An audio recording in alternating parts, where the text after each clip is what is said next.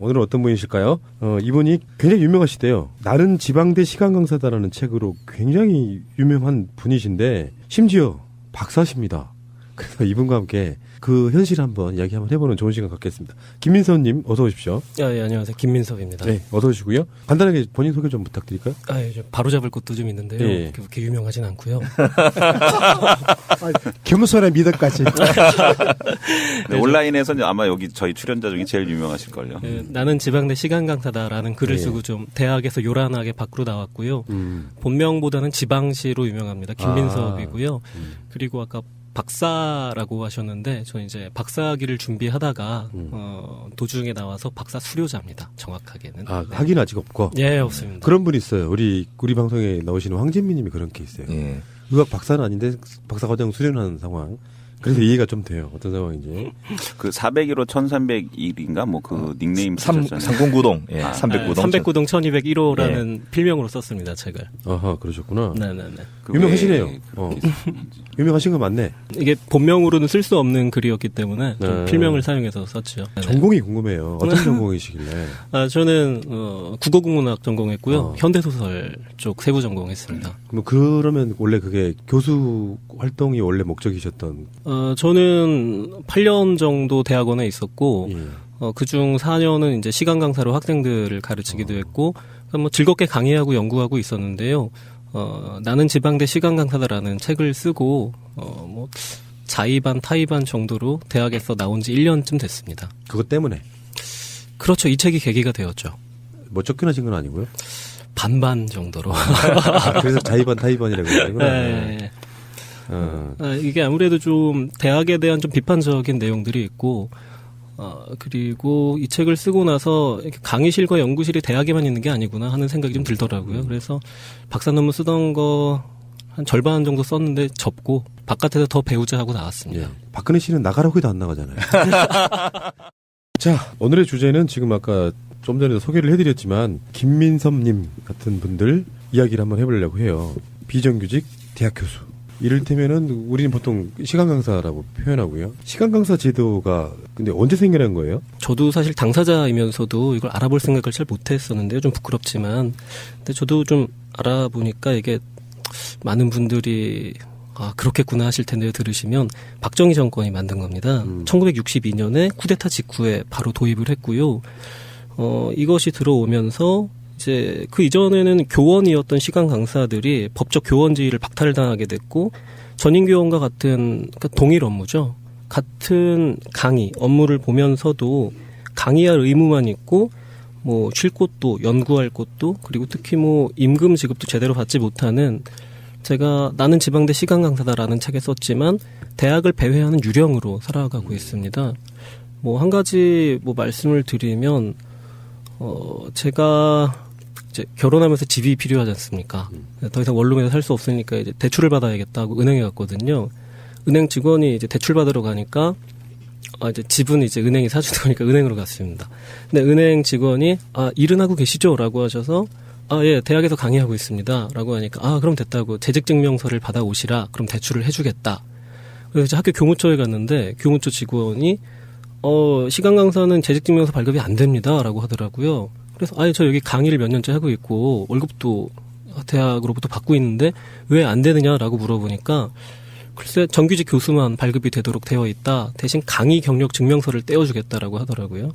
그래서 그거를 받아가지고 은행에 갔는데 그때 받은 그 모욕을 아직 잊을 수가 없습니다.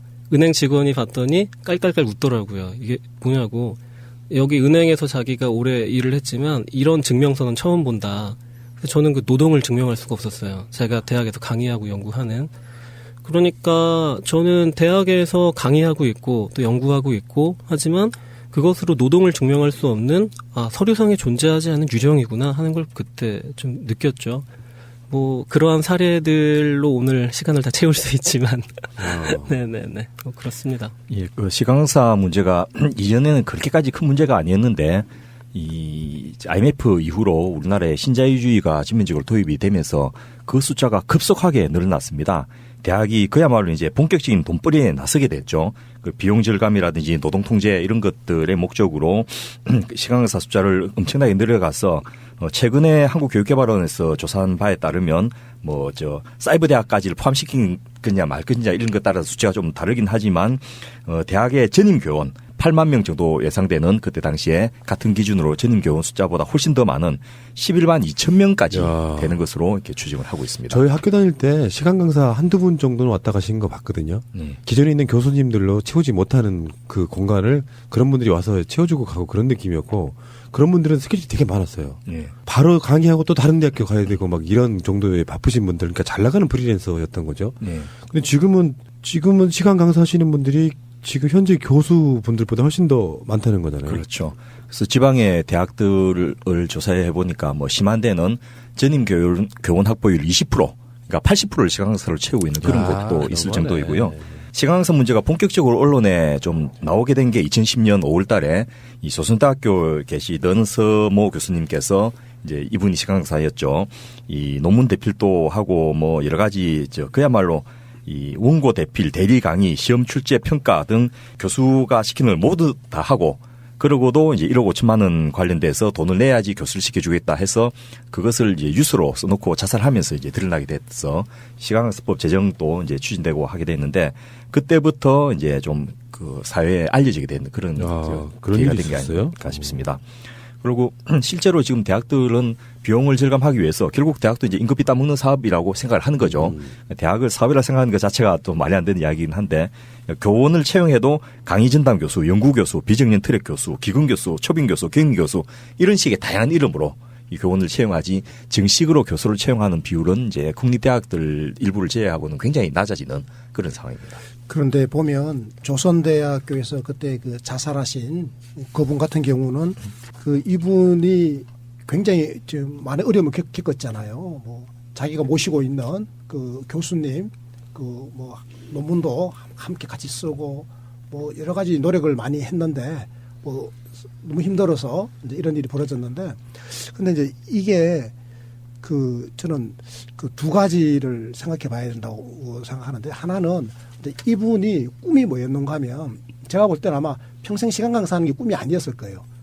본인도 아마 정규직 교수가 되고 싶었던 그런 꿈이 아마 있었을 건데 그 꿈이 여러 가지 과정에서 아마 좌절된 거 그런 거가 크게 하나가 있을 거고 여기서 우리가 또 한 가지 생각해 봐야 될 게 그러면 이제 만약에 정규직 교수가 못 되고 계속 그 시간 강사로 살아가게 된다면 그럼 어떻게 되느냐 이거잖아요.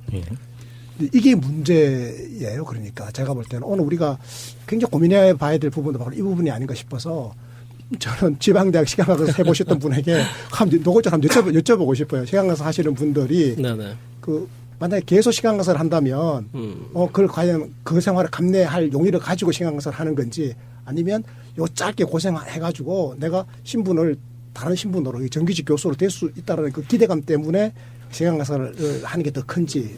저마다의 사정이 있고 이유가 있는데 많은 대학원생들 그러니까 연구자들이 교수가 돼야겠다. 그러니까 말하자면 대학의 정규직이 돼야겠다라는 꿈이나 목표를 가지고 공부를 시작을 합니다. 근데 바라볼 수 있는 목표가 그거 하나예요. 다른 길이 없습니다. 다르게 먹고 살 수 있는 길이 전혀 없는 곳이 대학이기 때문에 그런데 고 서정민 박사 같은 경우는 2010년에 자살을 하셨고 아까 그 말씀하시던 그분이죠. 예. 그런데 지금 젊은 연구자들은 교수가 돼야겠다, 교수가 되겠다라는 꿈을 가진 사람이 제 주변에 하나도 없습니다. 왜 그러냐면 아까 선생님께서 꿈의 좌절이라고 말씀하셨잖아요. 그런 단어를 말하는 게 사치일 정도로 대학은 정규직 교수를 뽑지 않고 있고 그리고 지금 제 또래 30대 여전히 대학에서 강의 연구하고 있는 제 또래 젊은 연구자들의 꿈도 아니고 목표가 하나 있습니다. 뭐냐면 계속 대학에서 버티는 겁니다. 그러니까 내가 정규직이 되지 않아도 좋다. 하지만 대학에서 강의하고 연구하면서 조금은 더 나은 삶을 살면 좋겠다라는 것이고 대학은 정규직 교수를 뽑지 않는 대신에 강의 전담 교수, 개관 교수, 초빙 교수 등등 연봉 1,000만 원을 안 줘도 되는 그러한 자리들을 계속 만들어내고 있습니다. 그러면서 이제 시간 강사법이라는 게 만약 통과가 됐을 때 여전히 같은 그다지 나아지지 않은 처우로서 지금의 시스템을 여전히 돌릴 수 있는 그러한 편법들을 여전히 마련해 두고 있고 그렇기 때문에 시간강사법이라는 것이 계속해서 내부에서도 반발이 있는 것이고요. 뭐 그렇습니다. 그래서 많은 시간 강사들이 그렇게 교수를 목표로 보고 달려가고 있느냐라고 하면 지금은 그런 것도 사치가 되어버린 시대이다라고 할 수 있겠고요. 그리고 시간 강사를 하면서 계속 버티겠느냐라고 하면 그건 아니죠. 도저히 살 수가 없습니다. 3학점 한 과목 할 때 월급이 50만 원인데 그거 가지고 뭐 살 수 있는 사람은 없고요. 그러니까 지금 네네. 이제 이런 거잖아요. 결국 이제 두 가지에서 답을 찾아야 되는데 하나는 지금 우리 대한민국에 대학들이 정규직 교수가 너무 부족하잖아요, 지금. 네네. 그 시간 강사로 지금 대부분 다 강의를 대체하고 있는 경우가 네, 많잖아요. 그렇습니다. 특히 교양은 특히 그렇고요. 그렇습니다. 아까도 나왔습니다만은 정규직 교수가 한 8만 명이면 지금 시간 강사는 지금 한 11만 명이나 된다는 거 아닙니까? 네네네. 지금 훨씬 더 많죠, 숫자가.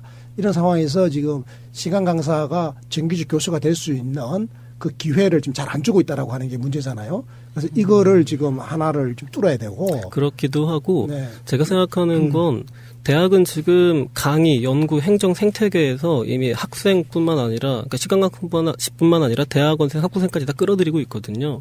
그렇다면 대학이 그들에게 적절한 노동의 대가를 지불하고 있느냐 하면 절대 아니거든요. 그러니까 이제 두 번째 네네. 문제가 바로 그 문제인데요. 네, 그렇습니다. 이제 시간 강사로 계속 살더라도 앞으로 네네네. 만약에 뭐 교수가 되기 위해 정규직 교수가 되기 위해서 10년의 시간을 투자했는데 청춘 다 보낸 거죠 이제. 네, 나이 맞습니다. 40줄 중반 넘어 들어가지고 다른 거 할 수 있는 것은 이제 없는 거예요. 이제. 40 넘어가면 네. 임용도 힘듭니다.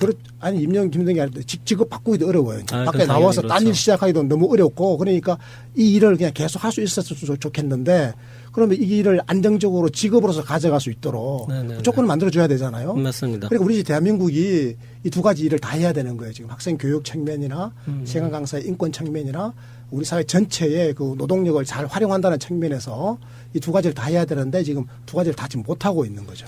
안 하고 있다고 생각합니다. 안 하고 있다. 네. 이 시간 강사 문제가 전체 우리나라 비정규직 근로자 한 870만 정도로 추정되는 그 중에서 뭐 그야말로 11만 명이면 87분의 1밖에 안 되지만은 이 우리나라에서 가지고 있는 가장 최고의 인재들에 대한 이제 문제들이고 우리나라의 비정규직 문제의 아주 핵심적인 내용을 그대로 다 담고 있다는 측면에서 이 시간 강사 문제를 좀 전면적으로 우리가 다뤄보는 것이 앞으로 우리나라 청년 일자리 정책에서 굉장히 좀 희망을 얻을 수 있는 좋은 계기가 아닌가 이런 생각이 들어서 제가 이 주제를 선정을 해봤습니다. 근데 흔히 말하는 뭐 신자유주의, 예. 자본주의가 이제 극대화되는 그 시점인 건 맞아 보이는데 예. 다른 건 몰라도 어쩔 수 없어서 이렇게 대부분 다 안정되어 있는 형태의 교원, 교수님들로 채우고 부족한 부분만 살짝 시간 강사들이 채우고 예. 또 정년 퇴임하면 그 빈 띄우고 나면은 올라가고 이런 시스템이 돼야 되는 건 맞는데 예. 혹시 대학교에서 정규 교수를 채용할 때는 무슨 규정이라는 게 있습니까? 규정이 있죠, 당연히. 어떤 방식으로 채용 하는 거예요? 공개 채용 공고를 내고 이제 거기에서 당연히 이력서를 낸 사람들이 있겠죠. 그러면 거기서 이제 서류 심사가 일반 기업하고 똑같습니다. 그리고 이제 나중에 몇 배수를 뽑아서 시강을 이제 하는 것도 보고 여러모로 학과 내부에서 심사를 거쳐서 판단을 하죠. 근데 이거는 선생님이 더 잘 아실 것 같은데. 네. 그러니까 교수 뽑을 때는 제가 그 공채로 겪어본 사람 아니에요. 그러니까 요즘 뭐 어디 이상한 대학이 아니고 웬만한 그냥 사립대학들이나 모든 국립대학들은 비교적 공정하게 경쟁을 하거든요. 그 불공정한 게 뭔가 발각이 되면 그 응시자들이 당장 그 법원에 제소를 하기 때문에 최대한 공정성을 유지하려고 이제 노력하는데 좀 문제는 뭔가 하면 이 뽑는 교수 티오 자체가 원천적으로 너무 부족해요. 그러니까 아까 우리 이상구 운영위원장이 잠깐 말씀하셨는데 어떤 사립대학, 지방사립대학 같은 경우에는 전체 필요 교수의 20%만 정규직으로 뽑고 80%는 시간 강사를 활용한다는 거 아니에요, 지금. 네. 야, 좀 심한데요. 이게 그거? 말이 안 되잖아요. 이 학생 교육의 질도 떨어질 뿐만 아니라 안정성도 떨어지고 또 시간 강사들의 인권 문제도 있고 굉장히 복합적인 문제가 지금 이제 발생할 수밖에 없지 않습니까? 그래서 일단은 제가 볼 때는 그 외국 그 OECD 기준을 좀 따져가지고 우리나라도 그렇게 따져보면 기죠.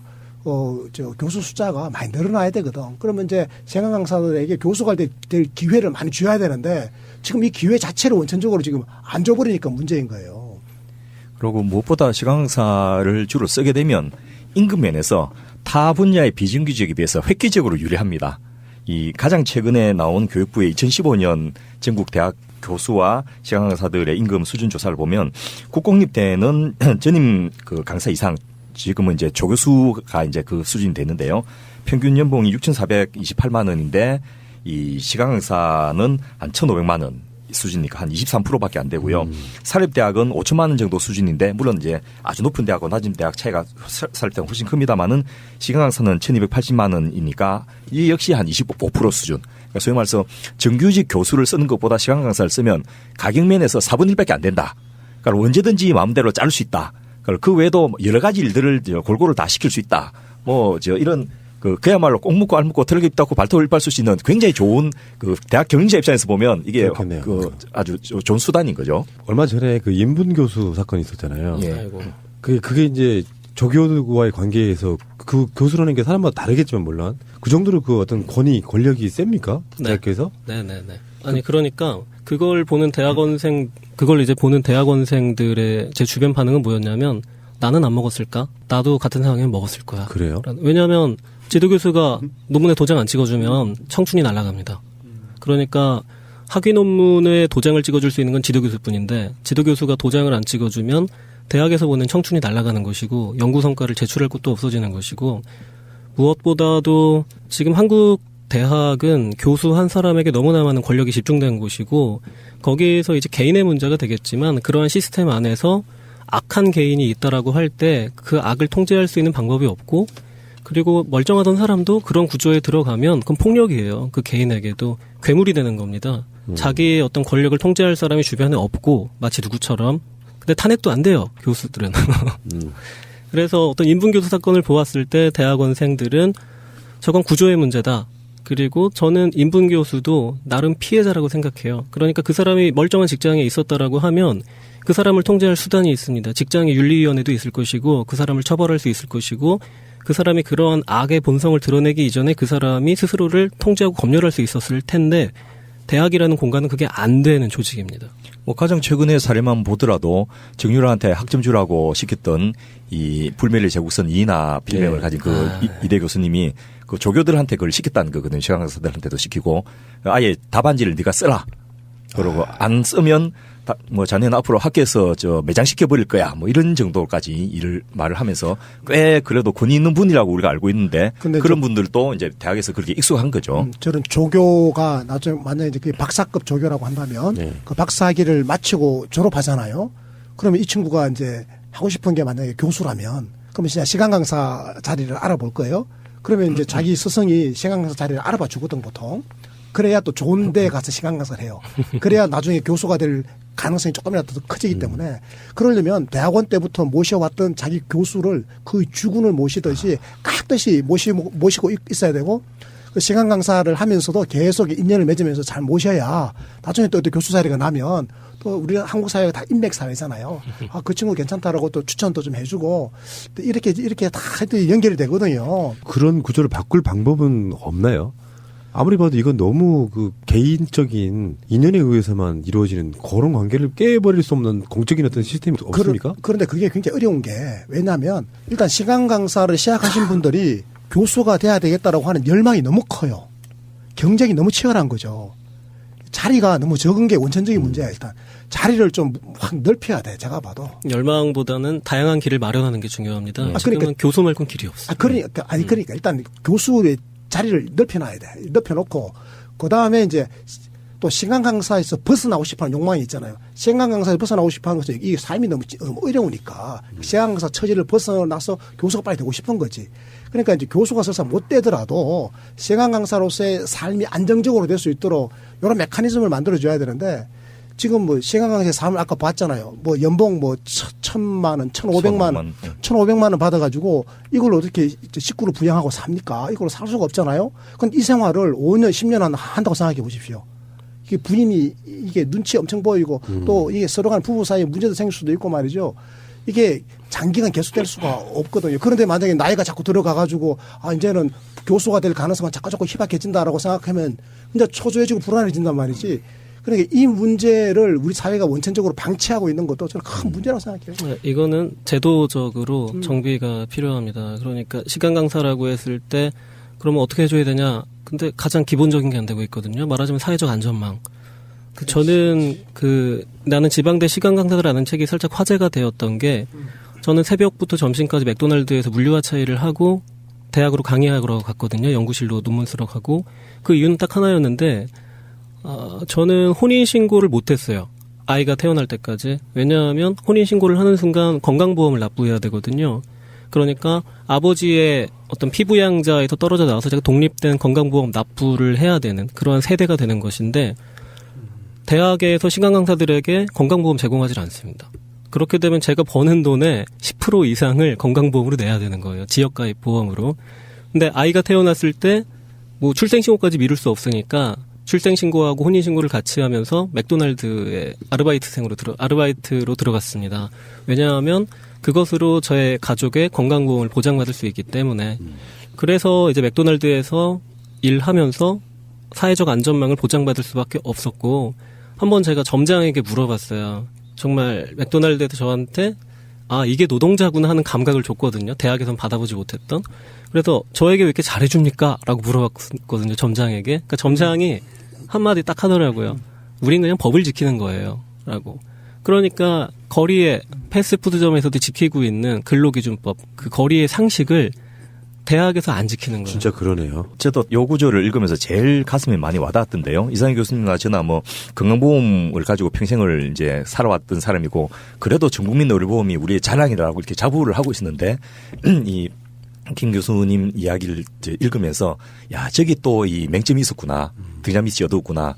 나는 모든 국민이 의료보험에 다 가입돼 있다. 이게 세계적으로 내놓을 수 있는 우리나라가 단기간 이룩한 굉장히 큰 성과라고 생각했는데 바로 그런 맹점을 활용해 가지고 공공연하게 가입을 안 시켜주면서 너가 알아서 부모한테 얹혀서 살든지 그 살 길을 찾아라 이런 식으로 아주 냉대하고 그런 것에 대해서 또 적극적으로 발굴해 가지고 시정하려는 노력도 없이 지금 이날 이때까지 11만 명이 그렇게 살아왔구나 이런 생각이 들으면서 굉장히 좀 가슴이 많이 무거웠습니다. 또 다른 의미의 열정페이인 거죠. 그렇죠. 제가 가장 마음이 아팠을 때가 제 아버지가 퇴직하실 때 퇴직 앞두고 저한테 물어보시더라고요. 건강보험 되니? 하고.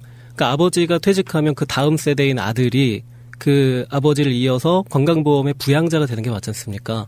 근데 아버지가 퇴직하실 때까지도 저는 여전히 아버지 피부양자였던 것이고 그게 안 되는 거죠. 직장건강보험이 안 되니까 아버지를 제 건강보험 밑으로 들어오세요라고 말을 할 수가 없는 상황인 것이고 그건 제가 가족에게 느끼는 가장 좀 슬펐던 상황이네요. 진짜로 그 대학들이 좀 너무 심합니다. 그거는 정말 심한 게요. 이게 지금 건강보험 제도가 잘못된 게 아니에요. 건강보험 제도는 소득이 있는 누구나 건강보험료를 내도록 해놓은 사회보험이잖아요. 근데 소득이 있는데도 건강보험에 안 들어주는 그 직장이 희한한 직장 아니냐고. 맥도날드보다도 지금 못한 거잖아요. 맥도날드는 월 14,000원으로 제 건강보험, 제 가족의 건강보험을 다 해주는데 대학은 얼마면 될까 궁금해서 이제 건강공단에 전화해봤거든요. 3만 원 좀 넘어요. 시간 강사 3학점 기준으로 한 사람 건강보험 해주는데 3만 원이면 되고 월 3만 원? 그러면 그냥 몇 억이면 그 학교 시간 강사들 건강보험 다 해줄 수 있는 거예요. 그 가족들까지. 그러니까 말이죠. 안 하는 거예요. 이거 못 하는 게 아니에요. 그러니까 건강보험을 비롯한 기본적인 4대보험 보장 문제뿐만 아니고 이 신분과 고용이 불안한 것이 여러 가지가 있는데요. 예를 들면 시간 강사의 학력은 일단 박사 학위 취득자가 전체적으로 한 44.7%고 이제 석사학위 이하자가 또 한 46% 이렇게 해서 반반 정도 구성되어 있는데 이 계약 기간이 보면 6개월 미만인 계약이 99%입니다. 한 학기 딱. 딱 한 학기 하고. 그러니까 이게 6개월짜리 인생인 거야 지금. 전 4개월. 전 4개월. 4개월짜리 인생이다. 네. 방학 빼니까. 방학 빼니까. 저희는 4개월 지나면 딱 기말고사 끝나면 저희 실직되는 거예요. 기말고사 끝나면. 그것도 문제도만. 저도 그 옛날에 겸임 교수를 네네네. 제가 경희대 겸임 교수를 제가 한 2년인가 해봤거든요. 네네. 그때 우리 이상호 선생님도 강의 한번 나가지 않았어? 내가 주선해줘가지고. 내가 그때 새천년 민주당 김대중 정부 때 집권 여당에 제가 그게 보건의료 정책 전문위원을 하면서 의약분업 제도랑 지금의 국민건강보험 제도 이거 창설하는데 제가 헌신하겠다고 시민사회단체에서 너밖에 할 놈이 없으니까 네가 가라 해가지고 제가 그때 교수로 안 가고 글을 갔거든요. 그래서 그거 가지고 한 달에 200만 원씩 월급 받고 축구하고 일을 하다 보니까 200만 원 받아가지고는 이게 생활이 하나도 안 되는 거예요. 그래가지고 제가 이거 소득을 좀 더 창출해야 되겠구나 싶어서 이렇게 알아봤더니 어떻게 겸임교수 자리 얻었어요. 그래서 제가 한 100만 원을 이제 벌었거든요. 제가 두 과목인가 어떻게 강의를 하여가 한 달에 100만 원을 거기서 받았는데 진짜로 그 방학 되면 그게 시간 강사들은 다 끊기더라고. 예, 뭐 실직이니까 월급을 받을 근거가 없는 거죠. 그런데 겸임 교수를 하니까 방학 때도 주더라. 아이고. 그게 시간 강사가 또 다른 거다. 종편 같은 데 보면요. 무슨 대 겸임 교수 이렇게 되게 많이 시간 나오거든요. 강사입니다. 시간 강사. 그냥 강의 한번 하면 겸임 교수예요. 그렇게 바라보면 되는 거예요. 아, 그게 시간 강사. 예, 경력에 따라서 이제 겸임을 주느냐 안 주냐가 방학 때 월급을 좀 더 주느냐 안 주느냐의 차이 그 정도로 차이니까. 이해하시면 되고요. 또 그런 그 계약 기간이 그 학기에만 한정돼서 4개월 정도인 것도 문제지만은 또 강의 시간도 이 3시간 내지 6시간 사이가 전체 65%입니다. 그러니까 그 정도 해가지고는 뭐 한 달에 한 60만 내지 120만 원 겨우 버는 이 수준밖에 안 되는 거죠. 그리고 시간 강사의 평균 강사료가 이제 아까 말씀드렸던 그 서정민 선생님이 이제 돌아가시고 나서 많이 인상이 됐는데 예, 그렇게 해도 국립대학은 한 7만 원 시간당, 사립대학은 5만 원 이렇게 해서 평균적으로는 5만 5천 원 정도가 이제 그 강사의 어떤 이제 시간당 수당인 거죠. 그래서 이게 강의가 뭐 딱 1시간만 그 말만 하고 나오는 게 아니고 통상적으로 그 전에 그 굉장히 많은 시간 준비를 하고 또 마치고 뭐 어떤 리포트 채점한다든지 이런 것까지 하면 1시간이라는 것이 적은 부분이 아닌데 이 시급으로 본다면 사실 우리나라 최저임금 수준밖에 안 되는 그런 것이라고 볼 수 있지 않겠나 싶습니다. 이거 어이없는 거지 사실은. 상식적으로 생각해 보십시오. 3학점짜리를 하잖아요. 그럼 일주일에 3시간. 그래서 뭐 매주 화요일 날 만약에 뭐 오후 2시부터 5시까지 3시간 강의를 한다 쳐. 그럼 5만 원이면 이게 15만 원 받는다는 거잖아요. 그렇죠. 일주일에 수입이 15만 원 생기는 거야. 일주일에 15만 원. 세금 떼기 전입니다. 그러니까 세전으로 15만 원 생겼잖아. 근데 이것도 6개월 중에 4개월만 있는 거고 2개월은 또 없다라는 거 아니에요? 1년 중에 8개월 받습니다. 4개월은 못 받습니다. 아, 그러니까 한 학기에 4개월. 네, 그렇죠. 한 학기에 그러니까 4개월이죠. 그렇죠, 그렇죠. 1년으로 치면 8개월. 그렇죠. 야, 이게 어떻게 이게 사람으로서 할 짓이냐고. 근데 이게 제가 아까 말씀드리려던 건데 롯데호텔에서 근로자들 어떤 근로자성 인정 안 하려고 매일같이 근로계약서를 썼던 게 한번 문제가 된 적이 있거든요. 80번을 근로계약서를 썼다 그랬나 80번 일하면서. 근데 그게 남의 얘기가 아닌 게 저는 시간 강사로 4년 일했거든요. 8학기 근로계약서 8번 썼습니다. 그러니까 3월에 근로계약서 쓰고 그리고 기말고사 끝나면 자동으로 퇴직됐다가 또 9월에 근로계약서 쓰고 이런 식으로.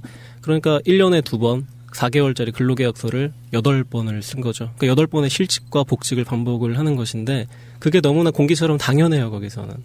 우리 김민섭님 같은 경우도 대학 보내줬더니 석사학위 받았는데 박사학위 받았는데 사실상 놀다시피 해. 이런 사회적 인식 같은 것들이 있는데 이 뭔가 좀 되게 불합리한 구조 아닙니까? 이게 가르치는 분들이라고 하는 것이 기본적으로 사회의 어떤 필요한 요원들을 양성해내는 그런 기관에서 안정된 역할을 해줘야 이게 배우는 사람들도 뭔가 양질의 교육을 받을 수 있는 거잖아요. 거기까지 나가지 않더라도 최소한의 사회적 상식, 근로기준법 준수 정도만 해주면. 그러니까 고학력자가 왜 이 정도 되고 그런 게 중요한 게 아니라 노동자로서 제대로 노동의 대가를 받고 있냐의 문제거든요. 지금은. 그렇습니다. 제가 지금 그러니까 작년에는 맥도날드에서 1년 3개월 동안 물류하차일을 대학 강의 연구하면서 계속 같이 했고 지금은 대리운전을 하고 있습니다. 대리사회라는 책을 쓰기도 했는데 그러면서 느낀 건 노동은 참 정직하다는 것인데 뭐 맥도날드든 대리운전이든 그러한 육체 노동들, 그러한 우리가 하는 노동들은 노동의 대가를 일한 만큼 지급을 받습니다. 근데 대학은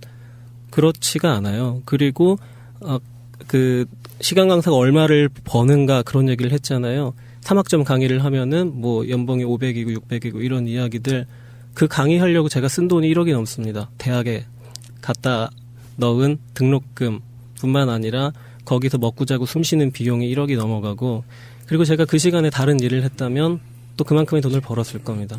그러니까 대학에서 제대로 된 노동의 대가를 그 연구자들과 학생들에게 지급하지 않고 있고 그로 인해서 어떤 발생하는 개인적 그리고 국가적 손실은 대단히 크다라고 생각합니다. 그러니까 선생님들을 알바 취급하는 거잖아요, 지금. 예. 알바 취급도 안 합니다. 알바 취급하면 근로기준법은 지켜야죠. 진짜 그러네요. 왜 그래요? 아니, 그러니까 다른 건 몰라도 아까 말씀하신 것처럼 최소한 이런 만큼 돈 받아야 되는 거잖아요. 대학이니까 그렇습니다. 그러니까 대학은 교육기관이지 않습니까? 우리가 알기로는. 그러니까 우리 인식에서는 교육기관인데 대학은 기업입니다. 그 어떤 기업보다도 엄청나게 많은 고용의 형태가 존재해요. 마치 고용의 백화점처럼. 대학에서 정규직인 사람 한 줌밖에 안 됩니다. 시간 강사뿐만 아니라 학생들에게 행정노동 전가하고 근로장학생으로 한 학기에 80만 원 주고 그걸로 모든 어떤 노동의 대가를 대신하고 그리고 뭐 강의실 청소하는 분들 그리고 강의실, 강의동 관리하시는 분들, 학생들에게 밥 퍼주는 분들, 정규직 아무도 없습니다. 그리고 학생들에게 식당 알바도 시켜요. 최저시급 간신히 맞춰주면서. 근데 그렇게 어떤 모든 노동을 그러한 형태에 의존하고 있으면서 강의실에서 학생들에게 정규직이 되는 공부를 시키라고 합니다. 이게 무슨 개판입니다, 개판. 이 들어보니까 대학이라고 하는 공간이 완전 복마전 같은 거예요. 그렇습니다. 예. 선도적으로 학력 파괴, 경력 파괴, 그 임금 격차 파괴를 앞장서고 있는 곳인데, 우리가 여기서 이제 두 가지를 배울 수 있는데요. 하나는 이러한 문제에 대해서 정부의 대응이 어떠했느냐를 보면 우리 사회의 천박성을 아주 그대로 알 수가 있습니다. 그리고 두 번째로 이 문제에 대해서 당사자들의 대응이 어떻냐, 이것도 좀 한계성을 같이 지적할 수 있는데요. 첫째, 이제 정부의 대응을 보면 이 2010년 그 조선대 그 자살 사건이 일어나고 나서 대통령 직속 사회통합위원회, 소위 말해서 사통이라 한 데가 직접 개입을 했습니다. 그래서 몇 가지 정책들을 제안하면서 이걸 입법을 추진을 하고 있는데요. 첫째는 고등교육법을 개정해가지고 시간 강사도 이제는 정식 교원으로 교원의 항목 안에 시간 강사를 넣자. 그래서 법적인 지혜를 이제 인정해주자. 그리고 계약을 최소한 1년 단위로 계약을 할 수 있도록 만들자. 그리고 세 번째로 이제 연 평균 수입을 전임 강사 월급의 한 50% 정도까지는 올려주자. 이런 것들을 했는데 이게 결국 자질이 됩니다. 첫 번째는 요 법안을 2011년에 제출해가지고 2012년 입법을 하려다가 이제 관련 법들, 교육공무원법, 사립학교법, 사립학교 교직원 연금법 이런 것들에 대한 정비까지 같이 가야 되니까 자질돼 버립니다. 이거는 이제 가진 사람들, 정부에 예를 들면 기존의 사립학교 교직원 연금 가입자들은 이 쓸데없는 놈들이 들어왔고 자기 그 재산 축낸다 뭐 이런 식의 생각을 하면서 거부를 해가지고 또 정부는 그에 따른 추가 비용을 부담하지 않겠다 이렇게 하니까 자질돼 버리는데, 두 번째는 이 당사자들에 의해서 이게 자질됩니다. 뭐냐면 이거 하면 기존에 있던 시간 강사들을 대거 잘리 나갈 것이다. 그래서 이 표현이 제가 아주 인상적이었는데요. 6개월 외거 노비제를 1년짜리 솔고 노비제로 바꾸는 정책이다. 이렇게 상당히 옛날에 배웠던 그 기억을 떠올리게 하는 건데. 쓴웃음 나오네요. 예.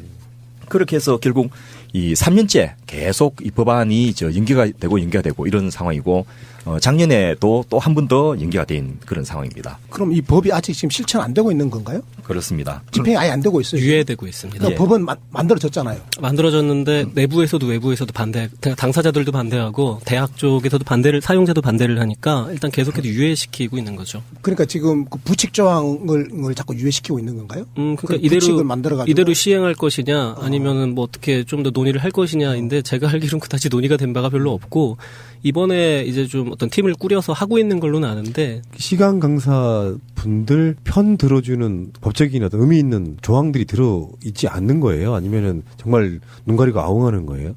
들어 있습니다. 그러니까 지금 얘기했던 뭐 예를 들면 뭐 4개월마다 저희가 고용이 그렇게 반복된다고 했는데 1년으로 늘리고 그것을, 그리고 4대 보험을 보장하고, 그리고 뭐 공채 시스템으로 가고 뭐 그러한 조항들이 있는데, 그렇다면 대학들이 그러한 것을 감수하면서 시간 강사들을 계속 뽑을 것이냐? 그렇지 않다.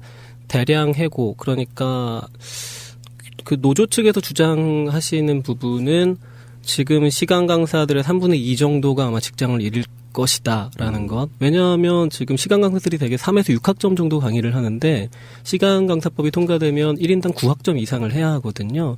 그러면 그만큼 시간 강사들이 직장을 잃게 되는 것이고, 그것은 결국 우리를 위한 법안이 아니다라는 것이고, 또 대학에서는 뭐 겸임 교수, 초빙 교수 이러한 식으로 지금의 시간 강사와 같은 처우를 받는 그러한 어떤 또 형태의 고용을 또 만들어 나갈 것이다. 그러니까 이것이 과연 실효성이 있는 법안이냐, 제대로 만들자라는 것이고, 근데 이것의 가장 큰 핵심은 뭐냐면 교원지위를 인정한다라는 것인데, 교원지위를 인정한다라는 것은 교원으로서 여러 가지 어떤 복지 혜택도 받는다라는 뜻이지 않습니까? 그런데 사학연금이라든지 당연히 교원으로서 받을 수 있는 그러한 혜택들은 다 빠져 있어요. 그러니까 어떤 그런 핵심 조항들은 다 빼고, 그러니까 결국 많은 사람들이 교사를 꿈꾸는 것은 사학연금 때문도 있잖아요. 그러한 법에서는 아예 싹 빠져버립니다. 그냥 교원이야 라는 걸 인정해 주는 걸로 끝나버리는 거죠. 물론 그것도 소중한 어떤 것입니다만. 그리고 이 또 당사자들의 입장에서도 예를 들면 비정규직 교수 노동조합 이런 데도 있는데요. 뭐 저희가 그쪽하고 긴밀하게 협력해서 지내고 있는데 그쪽에서 이제 소위 말해서 시간강사법에 대한 대체 입법으로 요구하는 게 연구 강의 교수제를 도입하자 이런 내용인데 문제는 이것이 별로 실행 가능성이 없다는 겁니다. 예를 들면 대학의 교원의 정원을 법에 명시하자. 이거 사실 저 국립대학은 이미 그렇게 돼 있고 법은 아니지만은 저 정부가 TO를 관리하고 있고 사립대학은 그것을 명시하는 게 쉽지가 않거든요. 또 국립대와 사립대의 기본급 및 연구실 확보를 정부가 전액 지원하자 뭐 이런 부분인데 이것만 되기는 현실적으로 불가능하죠. 결국 이제 대학의 공공화가 진지돼야지 되는 거고 뭐 임용 기간을 1년 단위가 아니고 3년 기간으로 연장하자 이런 이야기인데 다른 비정규직 부분은 무기계약직으로 전환하고 있는데 이 3년 연장한다고 해서 이게 큰 그 차이가 있을 것인지 뭐 이런 것들을 보면서 야 이게 다들 정부도 그렇고 당사자도 그렇고 이 근본 문제를 해결하지 않으면서 피상적으로 표면에 드러난 문제들만 땜빵을 하려고 하니까 서로 간에 답이 안 나올 수밖에 있구나. 이제 이런 생각을 저희가 하게 됐습니다. 지금 당장 그 시간 강사들 그 시간당 강의료가 지금 뭐 사립대학은 얼마로 그랬죠? 한 4만 원 평균 5, 6만 원인데 그리고 국립대학은 한 7만 원 하잖아요. 예. 제가 2만 5천 원까지 제한 받아본 적이 있어요. 그러니까 사립대학은 지금 뭐 한 5만 원 한다고 치고 예. 국립대학은 한 7만 원 하잖아요. 그렇습니다. 근데 이거를 전부 다 최소한 10만 원 이상으로만 올려주더라도 당장 그래도 2배가 늘어나는 거잖아요. 수입이. 그렇죠. 네네. 아니 이 법 안 통과시키더라도 일단 이거는 뭐 지금 서로 간에 이해관계가 얽혀가지고 좀 꼼짝달싹 못하고 지금 통과된 법도 지금 시행이 유보되고 있는 거 아니에요 계속. 네네네. 그러니까 이건 이거대로 따로 또 고민하더라도 지금 당장의 고통을 좀 덜어줄 필요는 있을 것 같아요. 그래서 이거 10만 원 하는 거 왜 못해? 나 이번에 여야 대선 후보들 이거 공약 좀 해. 야, 그러니까요. 10만 원 좀 해. 이거 말이 안 되는 이야기야. 그리고 10만 원 해봤자 3시간 강의하고 나면 15만 원이 30만 원이잖아요. 일주일에 30만 원 버는 거야. 그리고 시간 그렇지 강사들은 초단기 근로자로 분류가 됩니다. 그러니까 일반 근로자가 아니고 왜냐하면 그렇죠. 주 15시간 이상 일해야 어떤 근로기준법에 명시된 그러한 것들이 적용이 됩니다. 특히 건강보험. 그런데 뭐 예를 들어 6학점 강의한다. 주 6시간 일하는 거지 않습니까? 그렇죠. 이제 그걸 이유로 그 어떤 사회적 안전망을 보장을 하지 않는 거죠. 그런데 아까도 말씀하셨지만 주 6시간 강의한다라는 것은 적어도 곱하기 3은 해야 돼요. 왜냐하면 그 강의를 준비하는 시간도 필요하고 또 그리고 학생들의 어떤 뭐 성과물을 채점하거나 그러한 시간 학생들을 한 50명 가르칠 때 그 학생들 피드백 하나하나 해주려면 3일 밤새고 그러거든요, 강사들이. 그렇겠네요. 네, 정말 그렇습니다. 그러니까 최소한 6학점을 강의한다라는 것은 어떤 18시간, 20시간 일하는 근로자의 뭐 그것과 다르지가 않고요. 그리고 뭐 이건 좀 다른 얘기입니다만 3학점을 강의하기 위해서 8년을 공부하는 겁니다. 당장 그 강의하는 시간만 생각해서는 절대 안 되겠네요. 네, 준비하고 평가까지 해야 되니까. 제가 시급이 5만 원이라 그러면 친구들이 왜 또 돈 잘 번다 이러는데 좀 때려주고 그건 싶어요. 아니죠. 시급 5만 원은 정말 너무했다는 생각이 드네요. 이렇게 대우하면 안 되는 거잖아요, 사회가. 예, 그래서 저희가 복지국가 소사이티가 이제 이 문제에 대해서 다각도로 분석을 해봤습니다. 이 시간 강사 문제가 도대체 뭐냐? 현실로서 분명히 문제는 있고 또 이게 굉장히 심각한데 그 문제의 본질이 뭔가를 이제 분석을 해봤더니 뭐 근본적으로는 대학 자체가 이 공공성이 강한 부분인데 이게 사회화되고 상업화된 이런 측면에서 본질적인 문제가 있고요.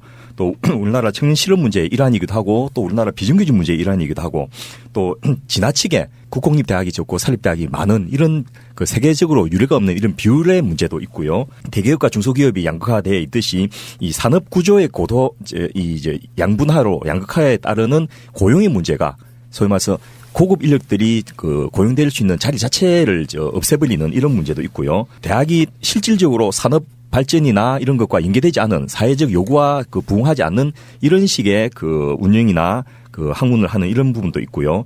또 인문학의 붕괴라든지 기초학문의 파산이라든지 이런 문제도 있지만은 저희 복지국가 소사이티가 초점을 맞춘 것은 국가적으로 고급 인적 자원의 소실과 낭비다.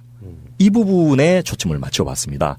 왜냐하면 너무나 고급 인력이죠. 우리나라가 가진 최고의 인재들. 그러니까요. 그것도 자기 돈 내고 공부한 수십 년을 공부한 이 인력들을 이렇게 활용하고 이렇게 대우해도 좋은가? 라는 측면에서 다시 접근을 해봐야 되겠다라는 생각을 하게 됐습니다. 그래서 단기적으로는 이 앞서 말씀드렸던 강사료를 시간당 한 10만 원으로 올린다든지 또 고용을 최소한 1년 이상 3년 정도로 안정화시켜 준다든지 또 4대 보험 정도는 기본적으로 하게 한다든지 또 여러 가지 불이익이 안 되도록 신분을 확보해 준다든지 이런 것들을 해야 되겠지만은 결국 그거로 해결될 문제가 아니고 또 그렇게 해서 당사자들이 문제가 어느 정도 불만이 깔아난다 하더라도 국가적으로 그게 크게 도움이 되는 건 아니거든요. 문제는 이 인력에 대해서 국가가 예산을 투입하고 적극적인 지도와 관리를 하면서 활용을 할 수 있도록 하는 그런 시스템을 제안을 해야 되지 않겠나라고 하면서 해외 사례들을 좀 저희가 찾아봤습니다. 예를 들면 인문학 분야 같은 경우에는요. 일본에는 이 전국적으로 공공도서관이 한 3,200개 되고 학교 도서관도 꽤 많습니다. 근데 여기에 일본에서는 이제 작가가 전업 작가가 아니어도 상관없습니다. 누구라도 책을 한 권 쓰면 그것을 다 사주는 거예요. 그 위원회가 각 분야별 전문가로 위원회를 꾸려가지고 그 위원들이 어느 책만 선정할 것이 아니고 정말 말도 안 되고 남의 거 뺏겨낸 거라든지 내용이 별거 없다든지 이런 아주 극소수의 것만 빼고 나머지는 다 선정을 해주는 거죠. 그러면 그 선정된 책을 도서마다 한 10개씩만 사도 공공도서관에 3만 권, 다른 민간도서관까지 하면 10만 권, 20만 권이 팔리는 거예요. 기본적으로. 그러면 그 인쇄로 먹고 사는 거죠. 이번에 블랙리스트 중에 그런 게 있었잖아요. 예. 한강씨 소설을 정부가 이렇게 사주는 그 시스템 있잖아요. 그렇습니다. 예. 거기 선정해 주는 거에서 빼버리는 우리나라랑 좀 굉장히 다르다는 생각이. 지금 또 우리나라가 과기부 같은 데서 우수 과학기술도서 선정하면 예. 이제 학교 도서관에 다 싸주고 하는데 이런 것을 전면적으로 확대해서 인문학이든 자연과학이든 누구라도 1년에 책 한 권만 쓰면 먹고 살게 해주는 그런 식으로 해서 국가가 가진 인적 자원을 풍부히 활용하는 것도 있고요. 이거 좋다. 이건 좋네요. 예. 그리고 또 프랑스 같은 경우에는 지역별 인재 풀에 등록을 하게 합니다. 고급 인력들, 박사급의 고급 인력들을 해가지고 그분들에게는 기본 소득을 국가가 보장을 해줍니다. 이거 정말 좋은데요. 예. 그런 다음에 그분들이 이제 지역에서 하는 강좌 같은 데에서 강의를 한 달에 몇 번을 하게 한다든지 또 지역에서 요구하는 어떤 프로그램을 운영하게 한다든지 이렇게 이제 미션을 주는 거죠. 제가 알고 있는 어떤 협동조합도요. 예. 매주 강의를 해야 되는데 예. 자기 프로그램상 사람을 못 구해요. 예. 그러니까 이게 어떤 시스템이 있다라고 하면 이를테면은 지금 김민섭님 같은 경우도 예. 이런 현실에 대해서 또는 책에 쓴 내용 같은 걸로 1시간 강의할 수 있거든요. 예. 그러면 지금 아까 말한 5만 원보다는 훨씬 많은 그럼요. 그런 것도 수입이 되는 거고요. 이거 좋은데요. 굉장히 디테일하게 보면 이런 제도가 있을 수 있겠군요. 예. 영국의 조앤 롤링은 미혼모로 애를 키우면서 해리포터를 썼지 않습니까? 근데 한국의 채권은 굶어 죽어 버렸거든요. 아이고. 이런 상황에서 도대체 한국에 어떻게 풍요를 안 김구 선생의 꿈꾸는 문화가 찰나에 꼽히는 나라가 되겠습니까? 결국 이거는 국가가 투자를 해야 될 부분이기 때문에 좀 그렇게 의도적이고 계획적이고 적극적으로 그런 부분을 좀 했으면 좋겠고요. 특히 이공계 부분은 저희가 더 중요한데요. 지금 한국이 주력 5대 산업이 거의 개밀 지경에 다다라 있고 중소기업도 지금 굉장히 어려운 이런 상황인데 외국의 이런 중소기업 지원 정책이라든지 주력 산업 육성 정책 같은 걸 보면 굉장히 좀 도움되는 게 많습니다. 우리 복지국가 소사이티의 초대 공동대표를 하셨던 이내경 선생님이 이제 서울대 공대 댕기다가 학생 운동을 하는 통에 잘려가지고 이 취직이 안 되니까 할 수 없이 독일계 기업 호이스트 코리아라는 곳에 취직을 했는데 거기가 뭘 한제냐 하면 여천단지에 정유 공장을 독일에서 프렌트 수출해가지고 한국에 다시 설립해 준다든지 또 이번에 KTX에 운영하는 차량을 만든 로템 공장을 독일에서 가져와서 한국에 설립한다든지 이런 식의 굉장히 큰 프로젝트 프렌트 사업을 하는 곳인데 거기서 한국에서 느낀 문제를 독일 본사에 가서 이야기했더니 다음에 그 문제가 기술이 해결되어 있는 거예요. 그래서 깜짝 놀래가지고 독일 본사의 연구 인력들 내가 빤히 다 아는데 이거 누가 했느냐 했더니 우리 회사가 있는 미넨의 대학에 있는 도서관에 있는 교수님들이 이 문제를 해결해 줬다는 거예요. 소위 말해서 국가가 지역 거점 도서관에 거의 한 1조 원 정도의 엄청난 비용을 지불하면서 거기 전 세계에서 나온 책을 다 사도 그 돈 남지 않습니까? 결국 고급 인력들을 도서관이나 대학에서 고용을 한 다음에 그분들이 실질적으로 중소기업을 지원하는 그런 일들을 하게 하고요. 우리나라에서 이공계하는 애들이 아버지가 자기 말 안 들어주면 아빠 나 그러면 공대 가버린다 이렇게 협박을 하지 않습니까? 근데 거꾸로 독일 같은 데서는 공대 가서 좋은 교수님 밑에서 조교하고 또 공부하면 이게 평생의 살 길이 열리는 거죠. 뭐냐면 그 교수님한테 프로젝트가 들어오고 그 프로젝트를 국가의 돈으로 수행을 하면서 기업도 지원해 줄 뿐 아니라 거기서 생기는 특허에 대한 지분을 확보하게 되고 또 기술료도 받게 되니까 한 번 줄만 잘 써서 교수님만 잘 만나면 평생 먹고 살게 대학원 과정에서 석박사 과정에서 보장돼 버리는 이런 정도까지 가능하다는 거죠. 그렇게 돼야죠. 이제 복지국가가 돼야 이제 그렇게 될 거 아니겠어요? 근데 뭐 다 좋은데 저는 당장 이 몇 가지 문제를 진짜 좀 해결됐으면 좋겠는 게 그 지금 막 4개월 단위로 막 계약하는 거 있잖아요. 정말 이 문제는 인권 차원에서라도 이거는 최소한 그 뭐 한 2년 정도 지금 우리 저 조교들도 네네. 2년 단위 계약하거든요. 네, 그렇죠. 최소한 2년 단위로도 계약해 준다라든지 뭐 이런 거라든지 그다음에 그 지금 시급 그 시간당 5만 원 돼 있는 거요.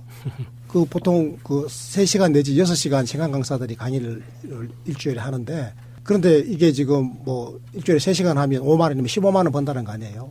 이게 최소한 2배는 인상해 가지고 이거 한 10만 원 이상 될 수 있도록 한다라든지 그리고 4대 사회보험 완전하게 보장해 준다라든지 이거는 저는요 그 별도로 무슨 뭐 고등교육법을 개정하고 이런 거 이전에 그냥 정부가 하면 돼요. 어떻게 하면 되는가 하면 그 교육부가 대학에다가 지침을 하면 돼요. 이렇게 하라라고 요구하고 만약에 그거 안 따라주면 보조금 안 내려주면 될 거 아닙니까? 얼마든지 정부가 의지를 가지면 이거 할 수 있는 거거든요. 딱히 어려운 일 아닙니다. 어려운 일 아니라고 이거는 진짜로 이거는 어려운 일 아니라니까. 예를 들어서 뭐 비정규직 교수들을 교수로 막 전환하라든지 뭐 이런 거는 굉장히 어려운 일이고 네네네. 정말 사회적 합의가 필요한 일이거든요. 엄청난 돈이 들어가는 일이고 하기 때문에 그리고 이상우 운영위원장이 말씀하셨던 이 거대한 프로젝트 같은 것도 이런 프로젝트를 하려면 굉장히 많은 이제 자본이 투입돼야 되고 또 사회적 합의가 필요하기 때문에 치밀한 이제 연구와 그 접근 전략이 필요하겠지만 아까 제가 말씀드린 거 가장 기본적인 그 인권 문제가 걸려 있는 거 네네. 저는 이거는요 비정규직 교수 시간 강사들의 인권 문제라고 생각해요.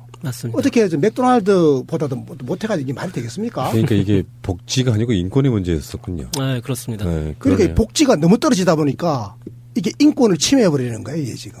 기본적인 인권을. 그래서 저는 이번에 저 대선 후보들이 저는 이런 거는 좀 확실하게 저는 좀 공약을 해야 된다. 이렇게 이건 생각해요. 제가 들어보니까 네. 디테일이 굉장히 필요한 부분이네요. 그러니까 예. 사각지대가 왜 이렇게 많았어요? 복지하다 보니까 우리는 그냥 괜히 솔직히 말씀드리면요. 사회적 인식이 겪어보지 않은 적이 별로 없으니까 이렇게 심각한지 몰랐거든요. 그냥 우리 어렸을 때만 해도요. 대학교에 남아있는 조교나 그런 사람들은 굉장히 우리랑 좀 격이 다른 사람들이고 언젠가는 자리에 올라갈 분들이라고 생각을 했었는데 지금은 이런 노동자들이 없는 상태인 거네요. 맞습니다. 다른 건 몰라도 교육을 하는 사람들은 그런 의미의 권위는 저는 있어야 된다고 보거든요. 뭐 어떤 목에 힘주는 권위가 아니라 어느 정도 보장을 해줘야 학문적으로든 뭔가 신나서 뭔가 더 잘 가르치고 발전을 시키죠. 아니 일주일에 강의 몇 번도 없는데 그거 시간당 5만 원 주고 어떻게 살아요? 그건 말도 안 되는 거죠.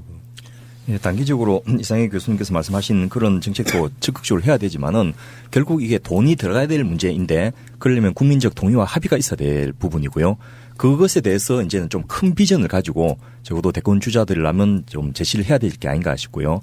특히 우리나라 같이 부전 자원이 하나도 없는 나라에서는 인적 자원 활용받기는 방법이 없거든요. 일본에서 왜 노벨상을 받는지 이런 걸 조금만 분석해봐도 금방 알 수 있습니다. 예를 들면 일본에서는 대학에 강자가 하나도 없어도 교수를 자르거나 그 강자를 폐쇄하지 않습니다. 수강생이 아무도 없어도 10년, 20년을 그 자기가 하고 싶은 연구만 할 수 있거든요. 예를 들면 이번에 노벨 생리의학상을 받은 오스미 요시노리 교수 같은 경우에 50년 동안 오토파지 하나만 연구를 한 거예요. 수강생이 아무도 없을 때도 자기 혼자서 할 수 있도록 계속해서 지원을 해줬고요. 그 시마지 제작소라고 우리 이제 의료 쪽에서는 뭐 CT나 MRI 같은 거를 많이 찍는 굉장히 많이 만든 유명한 그 기획 회사인데 그쪽에서는 연구원이 한 명 채용되면 10년 단위로 당신이 하고 싶은 연구 마음대로 해봐.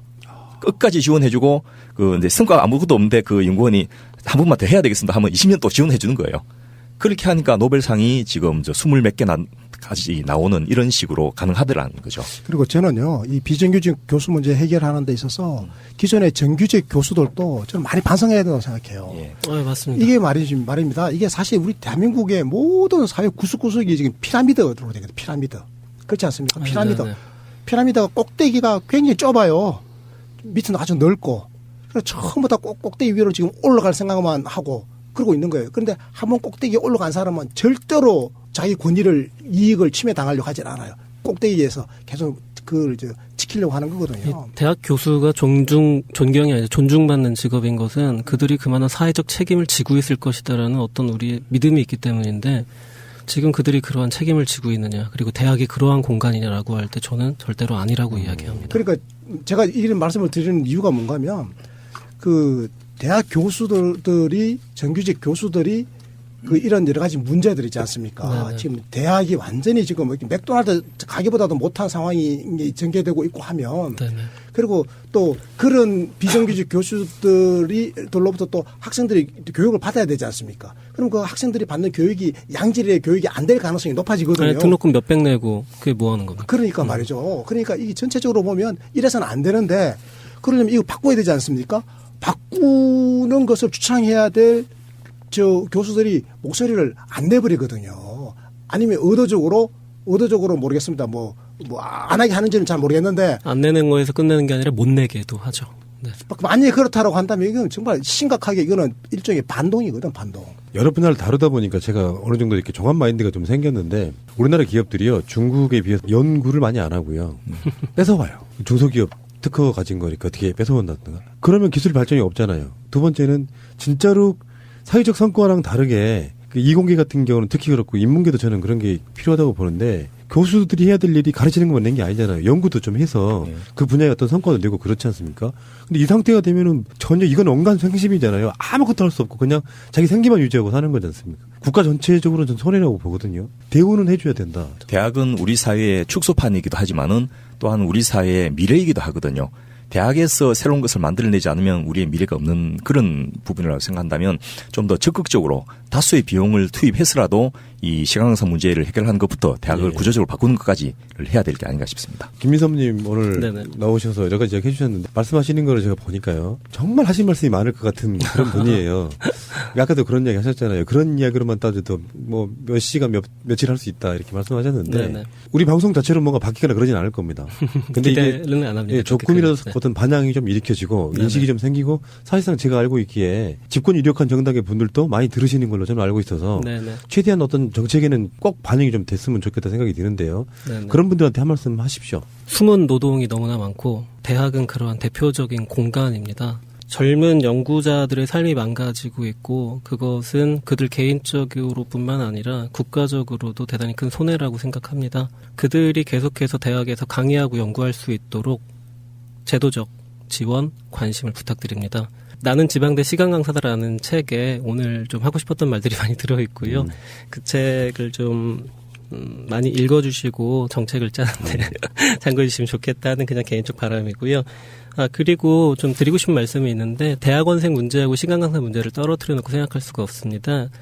지금 그 다음 넷에서 카카오 스토리 펀딩이라고 대학의 법과 정의를 말하다라는 글을 제가 좀 진행을 하고 있는데요. 거기에서 대한민국의 대학이 과연 정의로운 공간인가?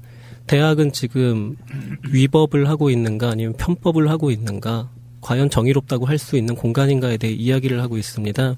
근데 사실 이거는 제가 동국대학교 대학원 총학생회 회장을 만났는데요. 작년에 전직인데요. 그분께서 동국대학교 총장을 고발했습니다. 얼마 전에. 조교들의 노동권을 인정하라라는 내용으로 그동안 그러니까 조교들에게 제대로 된 사회적 안전망을 보장하지 않았고 제대로 된 임금을 지급하지 않았다라는 것으로 총장을 고발했고 그 변호사 수임비에 300만 원이 든다 하더라고요. 그래서 같이 한번 모아봅시다 하고 지금 다음 회사 펀딩을 진행 중인데 변호사 수임비 맞춰주려면 500만 원이 모여야 되는데 아직 절반도 안 모였습니다. 한번 그 글을 읽어보시고 이들을 좀 돕고 싶다라고 생각이 되시면 거기에 좀 많이 도움을 주시면 그 대학원생들이 그 소송을 진행하는데 많은 도움이 됩니다. 많은 관심을 부탁드리겠습니다. 네, 고맙습니다. 다음 스토리 펀딩에 제가 들어와 있는데요. 네네. 이게 지금 대학의 법과 정의를 말하다 네네. 67% 후원이 돼 있네요. 그래서 네네, 맞습니다. 현재 200만 원 좀 넘은 거죠? 예. 근데 이제 거기서 리워드 상품 준비 같은 게 있어서 네. 한 500만 원이 모여야 그들이 이제 계속해서 진행을 좀 할 수가 있는데 예. 조금 걱정입니다. 많은 분들이 여기 와서 저희들 이런 거 잘해요. 아이고. 저기에 있는 저분도 소녀들이거든요. 저도 스토리 펀딩이 밑에 조그만 꼬맹이. 네네. 이제 저 소녀들을 데리고서 아무 데나 사진을 찍는 거예요. 그래서 그걸 올리는 무슨 어떤 프로젝트 같은 건데 그것도 가열차게 넘어버렸던 기억이 몇 개월 전에 있어가지고. 잘 부탁드리겠습니다. 많은 분들이 지금 이런 부분들이 있잖아요. 저희 방송 들으시는 분들은 그 정도 수준은 된다고 봐요. 우리나라에서 가장 연대의 개념이 좀 충만하신 분들. 내일 아니니까 무시해 이런 분들이 아니고 사실은 박근혜 탄핵의 어떤 시점에서 가장 수준 높은 분들이 우리 방송을 듣고 계시는 분들이거든요. 이분들한테 꿈과 용기가 좀 돼주셨으면 좋겠다는 생각이 좀 들고요. 많은 분들이 관심 바라고요. 뭐 사회가 이렇게 들어가 보니까 기본적인 내용은 아직 선진국 되려면 아직도 멀었다는 생각이 이 방송 할수록 들어요. 그 생각지도 못하고 있다가 그 들어가서 보면 아 이게 뭐냐 싶은 오늘 딱 그런 느낌이었거든요. 여기도 한국인가 싶어요. 그런데 이제 이런 것을 문제를 해결해야 되잖아요. 문제를 해결하는 것은 역시 정책이거든요. 그래서 우리가 늘 정책을 세심하게 모든 분야에서 늘 생각하고 또 관심을 가지고 이게 서로 연대 아니겠습니까? 저도 더 관심 갖겠습니다. 예, 오늘 또 좋은 시간이었고요. 사회 구석구석에 이렇게 해놓으면 우리나라의 기본적인 질이 높아진다는 생각이 좀 들어서 저는 이거 꼭 바꿔야 되겠다는 생각이 좀 들었던 바로 그런 시간이었습니다. 다음 주에 뵙겠습니다. 고맙습니다. 예, 수고했습니다. 고맙습니다.